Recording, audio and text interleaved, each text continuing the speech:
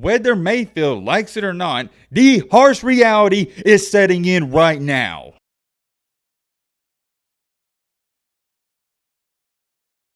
The Baker Mayfield saga continues. Now I gotta tell y'all right now, out of everything going on in the world right now, I'm not into politics, I'm talking about sports-wise, basketball, baseball, water polo, swimming, lacrosse, golf, whatever you like, anything you name it. I think by far the most interesting topic going on is Baker Mayfield. The reason I personally find it so interesting is the same reason I think you guys find it interesting. It's not quite as simple as he wasn't a good quarterback in the franchise, they're gonna move on for him, and he's never going to be a starter in the NFL ever again. There's 32 starting quarterbacks in the NFL. I'm not a Baker fan by any means, but I do think he's in that top 20 or top 22. I'm not going to nitpick, we can agree. He's around that 16 to 22 range. He does have potential, and he's shown flashes of greatness. He led the Browns to their first playoff win in a while. In that playoff win against the Steelers, I believe, correct me if I'm wrong down below, he had a 97 QBR. He played one of the best games of his life. We saw it at Oklahoma, and we saw it with the Browns. He can be a great quarterback. Key word in that sentence is can be. He's not great all the time. I watched a lot of Browns games last year. I didn't get to watch everyone because their games don't come a lot in my area,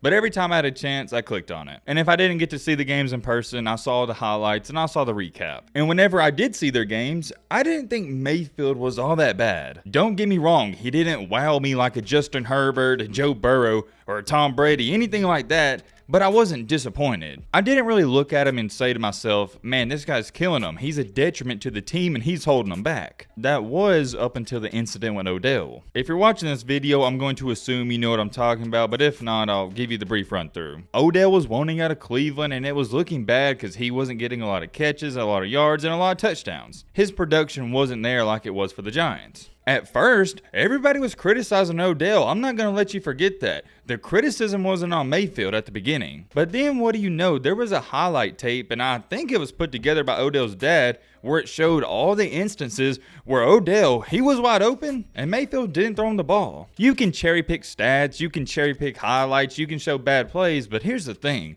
That video clip, it was really long. When it was released, it was the topic of the town. Everybody was talking about it. Whenever that happened, that's when everybody started to really watch the film and notice that, yeah, OBJ, he's getting open. He's just not getting the ball. I'm not going to go over that entire situation. Long story short, Odell leaves, he goes to the Rams, and he balls out and wins the Super Bowl. I'm going to tell you right now, Odell going to the Rams and having a great ending to his season, that was the worst thing that could have ever happened to Mayfield. What that did and what it proved, it's not just an opinion, it proved facts. Mayfield was holding him back, and he was holding back the Cleveland Browns offense. Remember how just a second ago I was talking about when I watched him play, I didn't think it was all that bad and I didn't think he was a detriment? I guess I was just being so naive and I wasn't thinking about it. After that video was released and OBJ left, I started paying close attention. And that's when I started to realize, oh dang, Mayfield is missing open receivers and he's not doing that good. They say numbers never lie. Let's take a look at his numbers last year. These are the four main stats everybody looks at for quarterbacks. I'm not even cherry picking these numbers. He had 3,000 passing yards, 24th in the NFL, not too good.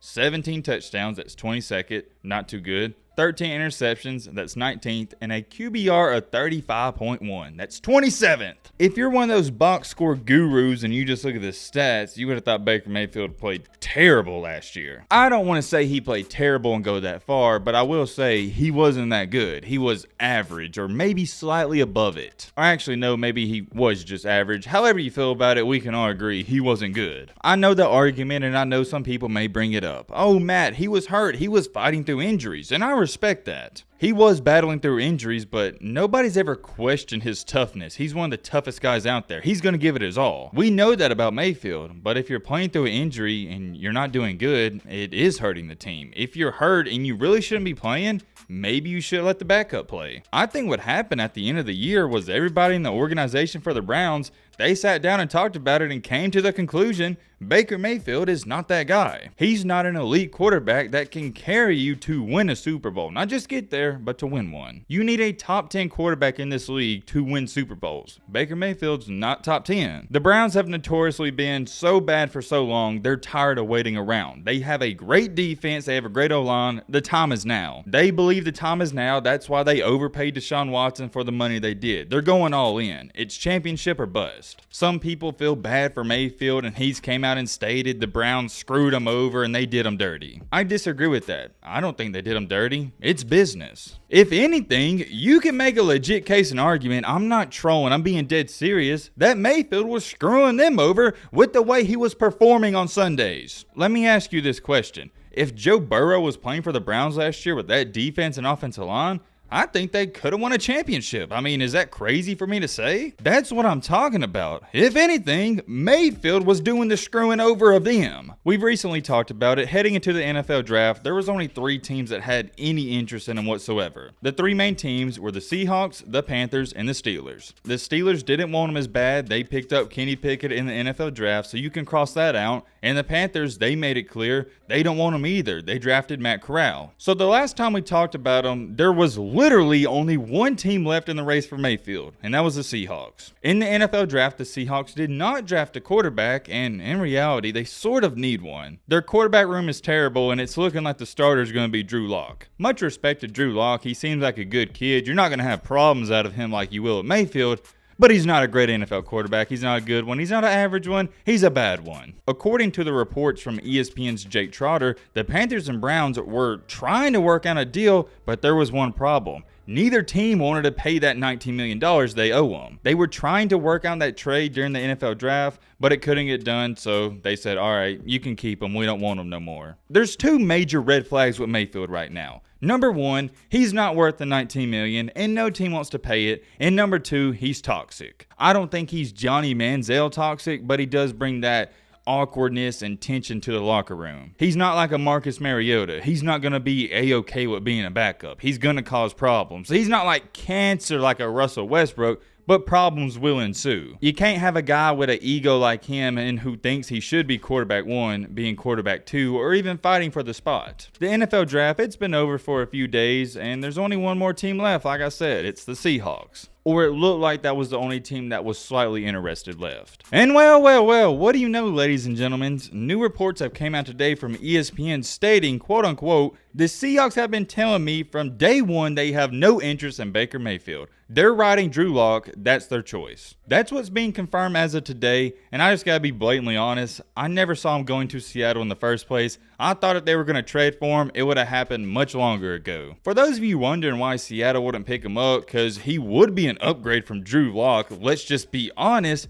it's because they're tanking, and everybody knows it. They're just trying to do it quietly. Drew Lock is their guy because they're tanking. Their defense isn't going to be good. Their offense isn't good. Nothing on Seattle is going to be good next year. And also, like I said, Mayfield's toxic, and no team wants to take on that $19 million. Another thing we got to mention is the Steelers, Seahawks, and the Panthers. They were all wanting the Browns to pay most of that $19 million, even if they traded for them. To go along with that, the Browns have made it clear they don't want to pay any of the $19 million. So that's why he's still with the Browns. Once again, I think most of you understand this, but there's a lot of casual fans who don't. You got many saying, why don't the Texans pick him up? They need a quarterback. Why don't the Giants pick him up? He could start over Daniel Jones. Or what about the Seahawks? I know some of you understand it, but there's a lot of people that don't. These teams are tanking. More than likely, the Texans are going to try to draft C.J. Stroud out of Ohio State next year with the number 1 overall pick. I'm going to assume if Daniel Jones, he doesn't have a good year and the Giants suck, the Giants are also going to try to draft a new quarterback next year. And the exact same thing for the Seahawks. They're going to try to draft a quarterback. The last thing these teams want is to pick up Baker Mayfield and he leads them to a 5, 6, or 7-win season and they don't get a top pick. It would just honestly be stupid. And as a fan, I've stated this, I'm going to say it again.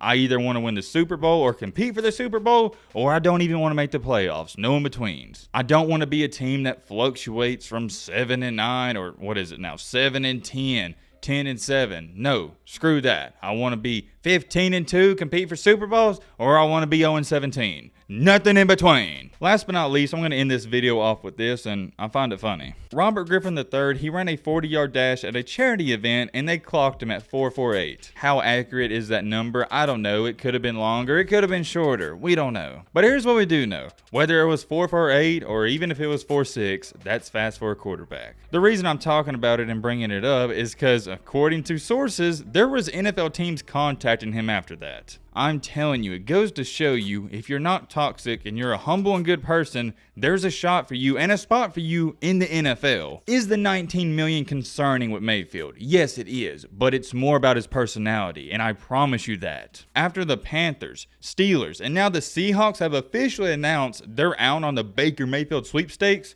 I think the harsh truth and reality is starting to set in. Whether Mayfield likes it or not, the harsh reality is setting in right now. Maybe, and just a maybe, Baker, you're not really that good. Can you be great? Yes. Can you be elite? I'm not so sure about that, but here's what I am sure about. You haven't wowed me in the NFL. The new standard for starting young quarterbacks is Joe Burrow. Look at what he's done in 2 to 3 years. It hasn't even been 3 years. My fault. It's only been 2 years. I think one of his biggest flawed characteristic traits is he's not self-aware. I could sit up here for hours and talk about how lacking self-awareness has killed many people in not just football, but in this real world, but I'm not going to do that. What do I mean about having self-aware? It means you got to be in touch with reality, and that's what we're focusing on in this video. Let me give you a different perspective and a better example, so maybe you can understand. Come on now, let's not joke around. You right now watching this, yeah, that's right, I'm talking to you. You know whether you're a good-looking dude or a good-looking female. Don't act like you don't know, because you do. I'll use myself as an example. I'm a 5 out of 10.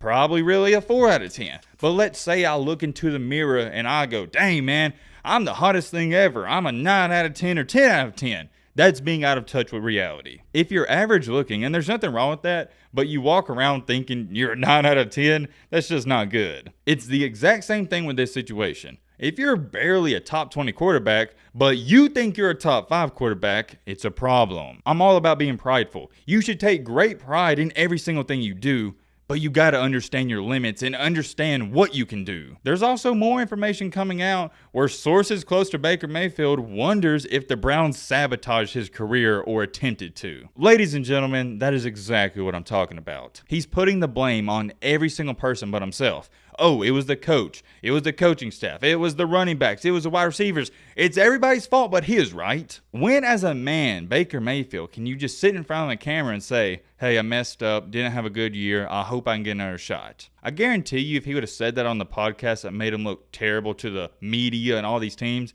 he'd have had a job by now. What's next for him? I don't know. I think he's going to be on the Browns for at least a couple more weeks or maybe till the season starts. Who knows? The Browns have made it clear, though, they don't want to cut him because they do not want to pay him. But it's also weird because no other team wants to pay him that money either. As time slowly continues to go on, the truth is going to start to set in even more. I'm very curious. Let me know your thoughts down below. But, peace.